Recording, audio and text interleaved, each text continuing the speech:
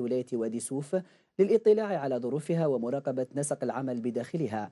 مؤسسات وجدت ضالتها في طريق صحيح للنجاح، وأخرى تعاني العجز، لتبقى مطالبهم استمرار الدعم والتشجيع لتحقيق التنمية الاقتصادية. تقرير محمد العيد لبيه.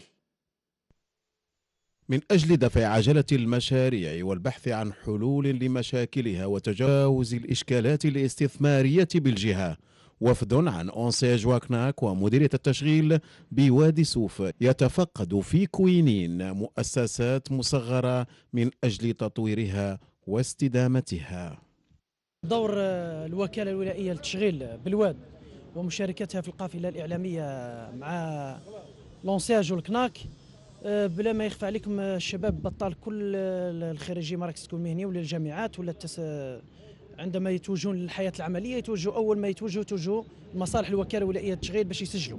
وفيما يخص احنا بالنسبة لنا مرافقتنا للمؤسسات المصغرة المنشأة عن طريق لونساج والكناك بيد عاملة. جهاز الوكالة الوطنية لدعم تشغيل الشباب يمنح امتيازات 48 ولاية، لكن في الصحراء عندها امتيازات أكثر ضريبية، خاصة من امتيازات جبائية وشبه جبائية.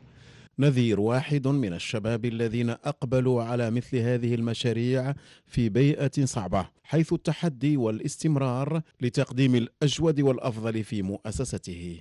من آخر 2014 إلى بداية 2015 استفدنا من مشروع اللونسيج، ورانا في منطقة صحراوية، رانا نتحدوا كل الصعوبات. احنا في 8 عمال، منهم 4 في إطار التكوين المهني. نطلبوا الإعانة معناها من الدولة أنها تزيد توسع لنا المشروع، توسعة المشروع معناها باش نجيبوا ماشينات أخرين. الديون ماذا بينا معناها يساعدونا في التسهيلات في الديون، عددنا اسم في السوق.